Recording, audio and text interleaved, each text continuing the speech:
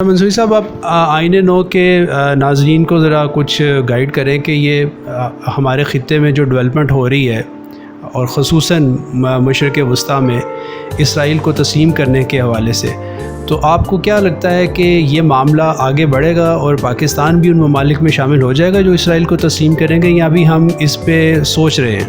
نہیں، میرا نہیں خیال کہ ہم اس پر سوچ رہے ہیں۔ جو قائد اعظم کی ایک اس پر انہوں نے تعلق بنایا تھا، وہ اس کو ایک بالکل ناجائز ریاست سمجھتے تھے، کیونکہ ہم کشمیریوں کی خود مختاری کی بات کرتے ہیں۔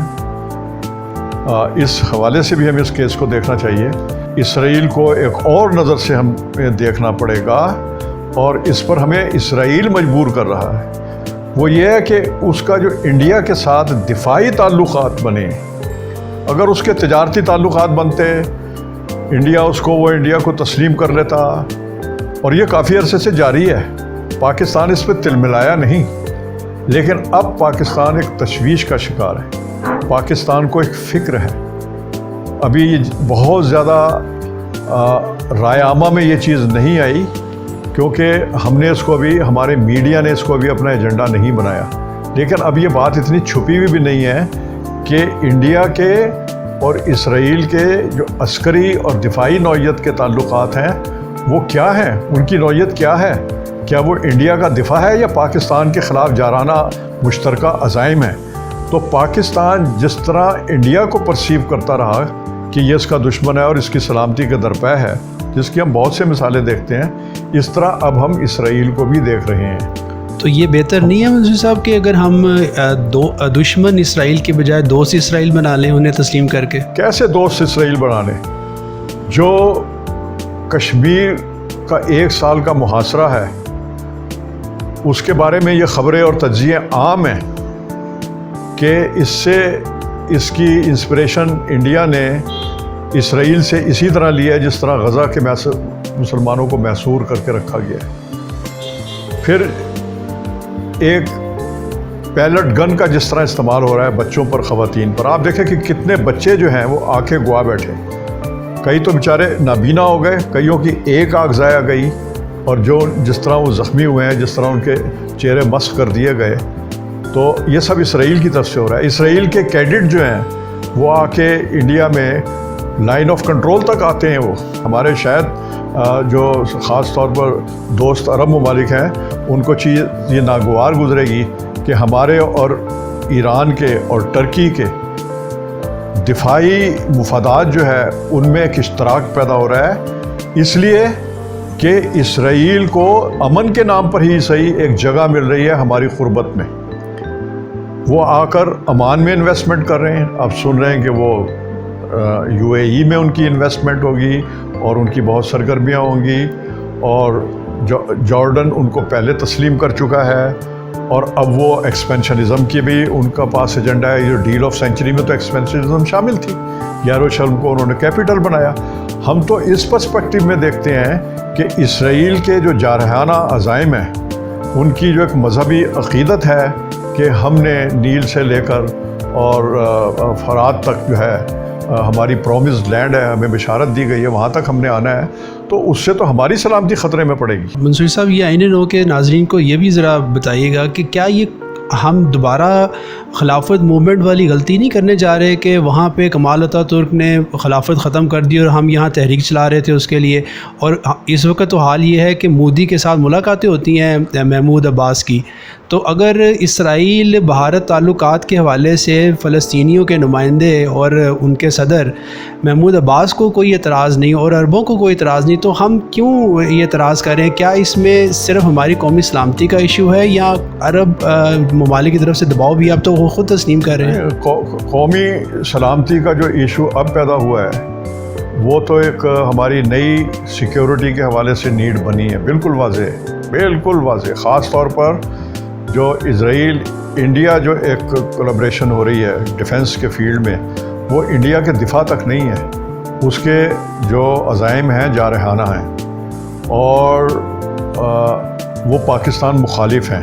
لیکن اس سے ہٹ کر بھی ہمارا جو موقف ہے اس میں ہم فلسطینیوں کے ساتھ ہیں، ہمیں فلسطینیوں کے ساتھ ہونا چاہیے۔ اگر ہم کشمیریوں کے ساتھ ہیں، وہ ٹھیک ہے کہ ایک جغرافیکل ڈسٹینس ہے، اور ہماری تاریخ اس طرح نہیں ہے جس طرح کشمیری تو ہم سمجھتے پاکستانی ہیں، تو لیکن جو اقوام متحدہ کی قراردادیں ہیں ہماری تو 2 ہیں، ان کی 18 ہیں فلسطین پہ. جی، تو ہم ان کا احترام نہ کریں؟ ہماری ایک ایکٹیو پارٹیسپیشن جو ہے یونائٹڈ نیشنز کے سیٹ اپ میں ہے. پاکستان میرا خیال 2nd یا 1st لارجسٹ کنٹری ہے جس نے سب سے زیادہ افواج جو ہے امن مشنز پر بھیجی جو یونائٹڈ نیشنز نے لانچ کیے، چاہے وہ ایسٹ ٹیمور میں ہے، چاہے وہ روانڈا میں ہے، چاہے انگولا میں ہے، چاہے صومالیہ میں ہے، پاکستانی افواج نے جا کے وہاں امن قائم کیا. تو اگر ہماری پارٹنرشپ امن میں ہے تو وہاں کی جو فیصلہ سازی ہوئی ہے، جو وہاں کے کنسرن ڈیولپ انٹرنیشنل کمیونٹی نے کی ہے، تو ہمیں اس کی سپورٹ کرنی چاہیے کہ نہیں کرنی چاہیے؟ تو اس حوالے سے بھی ہم جو ہے اسرائیل کے مخالف ہیں. تو میں یہ سمجھتا ہوں کہ اسرائیل کے حوالے سے پاکستان کا جو نا تسلیم کرنے کا فیصلہ ہے اس پر ہم صحیح راستہ یہی ہوگا کہ جب تک اسرائیل جو ہے وہ قابو میں نہیں آتا، وہ اپنے آپ کو انٹرنیشنل کمیونٹی کا ایک جینٹل ممبر جو ہے سگنیٹری، اچھا سگنیٹری ثابت نہیں کرتا، تو ہمیں اس کی تائید نہیں کرنی چاہیے، چاہے تب تک وہ وہاں جغرافیائی تبدیلیاں کر لے. ہمارے تسلیم کرنے سے وہ جغرافیائی تبدیلیاں نہیں کرے گا.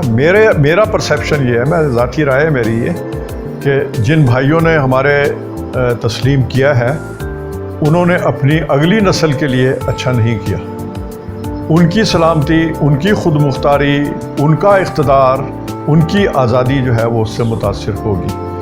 اور میں اس کو لانگ ٹرمز میں بہت خطرناک دیکھتا ہوں، کیونکہ میں اس کو جوڑتا ہوں ان کی تاریخ سے، ان کے عقائد سے، ان کے اعلانیہ عزائم سے، جو کہ پارلیمنٹ پر ان کے لکھا ہوا ہے کہ یہ ہماری پرومسڈ لینڈ ہے، جس کو وہ ڈیفائن کرتے ہیں توریت کی اپنی آیا کی تشریح کے مطابق، یا اس میں جو بھی انہوں نے شامل کی ہے، جیسے بھی کی ہے، تبدیلی کی ہوئی ہے، کہ یہ ایک پرومسڈ لینڈ ہے کہ جس میں اللہ تعالیٰ نے ہم سے یہ وعدہ کیا ہے کہ نیل سے لے کر اور فرات تک یہ یہاں پر یہودیوں کی حکومت قائم ہوگی جو ساری دنیا میں ان کو غالب کرے گی. آپ اسرائیل کو تسلیم نہ کرنے کے حوالے سے جو موقع بیان کر رہے ہیں، آپ کو نہیں لگتا کہ یہ آئیڈیلزم پہ بیس کرتا ہے؟ نہیں، بالکل آئیڈیلزم پہ نہیں بیس کرتا ہے، یہ بہت پریکٹیکل صورت ہے. دیکھیں، ایک RCD بنی تھی، ریجنل کوآپریشن فار ڈیولپمنٹ، اس میں 3 ملک شامل تھے. اس میں ٹرکی تھا، اس میں ایران شامل تھا، اس میں پاکستان شامل تھا. یہ ویسٹ ایشیا کے یہ ملک شامل تھے. اس کے علاوہ برطانیہ شامل تھا، اس کے علاوہ امریکی شامل تھے. جب ہمیں خطرہ تھا رشیا کے ساتھ، تو امریکہ نے اور برطانیہ نے یہ تمام کیا تھا کہ ہم ایک بنائیں سینٹو، سینٹرل ٹریٹی آرگنائزیشن. تو ہم 3 فرنٹ لائن کنٹری تھے رشیا کے مقابلے میں، تو ہمیں اس نے ایک دفاعی معاہدے میں شامل کر لیا تھا. ان کا تو اس لحاظ سے تھا کہ رشیا کی ایکسپینشنزم نہ ہو. ہمارا یہ تھا کہ کمیونزم اگر ہمارے قریب آیا اور افغانستان میں آ گیا تو یہ ہمارا ڈور نوکنگ ہوگی ہمارے کمیونزم کی، کمیونزم ہمارے دروازہ آ کے کھٹکھٹائے گا. تو ہم نے ایک معاہدہ کر لیا تھا. تو آج پھر صورت اسرائیل کے حوالے سے پیدا ہو رہی ہے کہ پیچھے اس کی پشت پر امریکہ ہے اور ویسٹ ہے اور فرانس ہے، اور آگے ہم 3 ملک ہیں جن کو جگہ مل گئی ہے ہماری نیبرہڈ میں.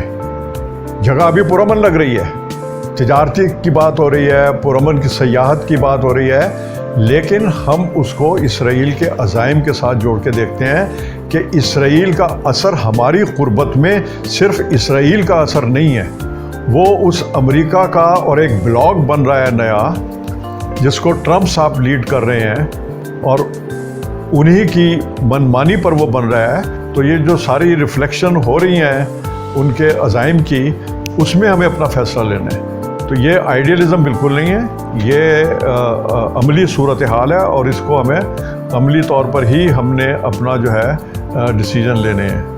آئین نو کے ناظرین کو یہ بتاتے چلیں کہ یہ خبریں بھی آ رہی ہیں کہ ایران کو کاؤنٹر کرنے کے لیے عرب اسرائیل اتحاد کی کوششیں ہو رہی ہیں امریکہ کے سپرویژن میں. تو آپ ان خبروں کو کس حد تک صحیح سمجھتے ہیں؟ نہیں، ہمیں اس کو صرف ایران کے پرسپیکٹو میں نہیں دیکھنا چاہیے. جو ایک ٹریل بنا ہوا ہے وہ صرف ایران تک محدود نہیں ہے. اس میں شام متاثر ہو چکا، اس میں عراق متاثر ہو چکا، اس میں کویت متاثر ہو چکا، اور افغانستان متاثر ہے اور برسوں سے ہے۔ ان کو ہم مائنس کر کے نہیں دیکھ سکتے کہ یہ صرف معاملہ ایران کا ہے۔ اور ایران کا بھی اگر ہو تو ایران ہمارا ہمسایہ ملک ہے۔ اگر ایران میں آگ لگے گی، انتشار ہوگا، عدم استحکام ہوگا، تو اس تپش سے، ان جھٹکوں سے پاکستان بھی متاثر ہوگا۔